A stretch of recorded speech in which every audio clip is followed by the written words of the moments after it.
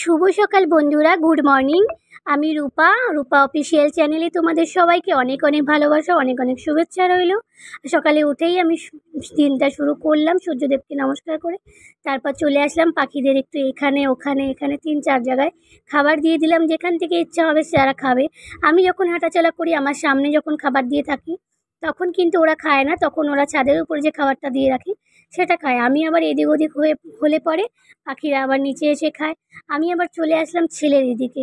জানো তো, ছেলে আমার বড় হয়ে গেছে, তবুও একটু বোঝে না মার কষ্টটা। কি বলবো, ও তো একটু বিছানাটা তুলতে পারে, আমি প্রত্যেক দিন বিছানা করে দিই, এখনও আমার ঘর পরিষ্কার হয়নি। তারপরে ওর পাপাকে ডাকতে হবে, এখনও ওঠেনি। তাই আমি ভাবলাম পাখা দুটোই অফ করে দিই। পাখার তারটা আমি কি করে খুলি জানো? চিরুনি দিয়ে এক টান দিই, হাত দিয়ে ধরি না। কিছুদিন আগে কারেন্টের শর্ট খেয়ে না আমার প্রচণ্ড ভয় হয়ে গেছিলো। তাহলে আমার এখনও জামা প্যান্টগুলো দেখো, জামা প্যান্টের ভিতরে করে বেগুন আর ভেন্ডি নিয়ে এসেছিলাম। প্রত্যেক দিন লুকিয়ে লুকিয়ে রেখে দিই, কখনো আমি লুকিয়ে রাখি, কখনো ছেলে লুকিয়ে রাখে জামা প্যান্টের ভিতরে। না হলে সব সবজি, কাঁচা সবজি, টমেটো আর বেগুন সব ইঁদুরে খেয়ে নেয়। ভাবলাম জামা কাপড়গুলো মেলে তারপর বাসনগুলো রেখেছি কলপারে, ওটাতে একটু জল দিয়ে দেবো, তারপর গিয়ে ওর পাপাকে ডাকবো। তারপরে উঠেই তো শুরু করবে, আমাকে ব্রাশ দাও, আমাকে সার্ফ দাও, আমাকে সাবান দাও, আমাকে জল খাওয়াও। এটা হচ্ছে আমার নিত্য দৈনিক, মানে এটা হচ্ছে আমার প্রত্যেক দিনের একটা নিয়ম, যে নিয়ম বেঁধেই সব কিছু করতে হয়। তার জন্যে আমি ভাবি যে আমি ওঠার 1 ঘন্টা পর জন্যই ও ওঠে। আমি একটু মুখে জল টল দিয়ে নিলাম, একটু ফ্রেশ হয়ে গেলাম। আমি সবসময় চাই আমার বরমশাই জানি আমার ওঠার আধা ঘন্টা 1 ঘন্টা পরে ওঠে। দেখো উঠতেই কিন্তু চালু হয়ে গেছে যে ব্রাশ দিজিয়ে, চিল্লাচ্ছে ওখান থেকে। আমি কিন্তু কিছুটা বাংলা ওকে শিখিয়েই দিয়েছি, ও কিন্তু অনেকটাই বাংলা বলতে পারে, তবে একটু এদিক ওদিক হয়ে যায়।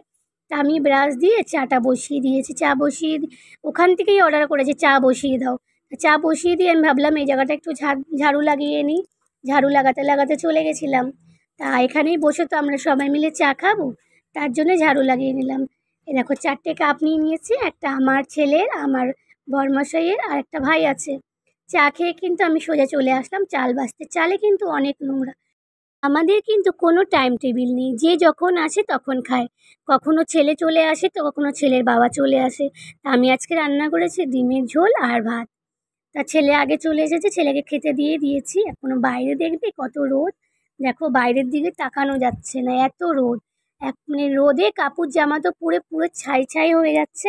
তাই জামা কাপড়গুলো এখনই তুলে নেব। আর এখানে আমি দেখো আচার রোদে দিয়ে রেখেছি, আমের আচার বানানো ছিল, তা ওটা ওটা রোদে দিয়েছি। আর টিনগুলো এত গরম হয়ে যায় যে ওখান থেকে কিছু ঢুকতেও পারে না। আর সেদিনকার একটা সাপ ঢুকছিল, সাপটাও ঢুকতে পারেনি টিন গরমের জন্য। আর এদিকে আমার বরমশাই দাড়ি বানাতে বসেছে, বলল দাড়ি বানিয়ে স্নান করব, স্নান করে তারপর খাওয়া দাওয়া করব। এদিকে আমার পেটে তো খিদে ছুঁচো একদম লাফালাফি করছে, বিশ্বাস করো। আর এদিকে দেখো কতগুলো মূলো কি শাক নিয়ে এসেছে যেন, বললো কালকের জন্যে। আগে ভাবলাম যে এত গরম, রুটি বানাতে বানাতে তো আমার রুটি বানানো হয়ে গেছে। এই দেখো আমি রুটি বানিয়ে দিয়েছি। আর এত গরম পুরো মানে ঘামে, मतलब पसीनाতে পুরো ভরে গেছিলাম। चला हिंदी कोई बात नहीं, हिंदी आप लोग भी समझ जाते हैं, सभी कोई समझ जाता है। তো তখন আর কি ভিডিওটা আমি তোমাদের সাথে শেয়ার করতে পারিনি। আর এখন আসলাম, ছেলে আমার ডিম ফেটিয়ে রেখে গেছিলো এখানে। তা বললো, ওর পাপা ডেকেছিল, তা বললো মা আমি যাচ্ছি, তুমি আমার আমলেটটা বানিয়ে দিও। এই আমলেটটা বসালাম। ও বলছে যে না এটার মধ্যে হবে না, ওই সেই আরেকটা আছে যেটার মধ্যে ডিম বানায় আর কি, বলেছিল যে এটার মধ্যে এরকম করে ডিম বানাতে। তো আমি আবার এটার মধ্যে ভালো পারি না, আমি এটা তুলে রেখেছি আর কড়াইতে ডিম বানাচ্ছি। আর খালি এখন একটু পাখার নিচে বসবো, দেখি ডিম সিদ্ধ যদি করতে পারে ডিম সিদ্ধ করে দেবো, আর নাহলে ডিম ভাজা ভাজা করে দেবো। কি করতে বলেছে? এই একটা ডিম ওইখান থেকে ডিম নিয়ে নাও, ভুজিয়া বানিয়ে দাও, আর 4টে ডিম সিদ্ধ করে দাও। 4টে ডিম দিয়ে সিদ্ধ করার জন্য আর ভুজিয়া বানিয়ে দিচ্ছি।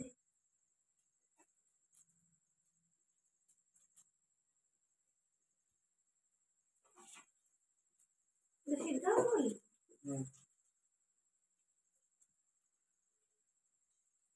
আর কোন ডিম ভুজিয়া হবে? ওই দুটো? হ্যাঁ। আর এগুলো সিদ্ধ? হ্যাঁ।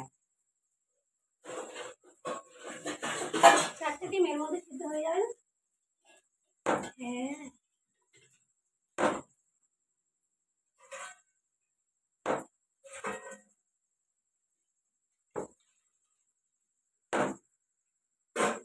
করছো?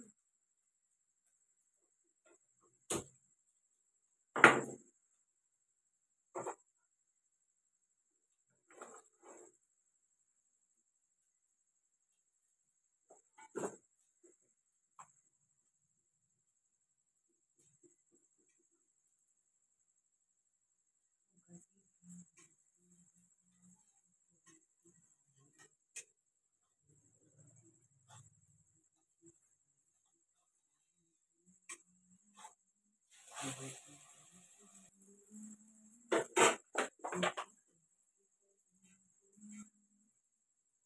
বন্ধুরা, আজকে ভিডিওটা আমি এখানেই শেষ করছি। আবার দেখা হবে নতুন একটা ব্লগ ভিডিওর সাথে। ততক্ষণ তোমরা সবাই সুস্থ থেকো আর আমাকে অনেক অনেক ভালোবাসা দিও। টাটা, গুড নাইট, শুভরাত্রি।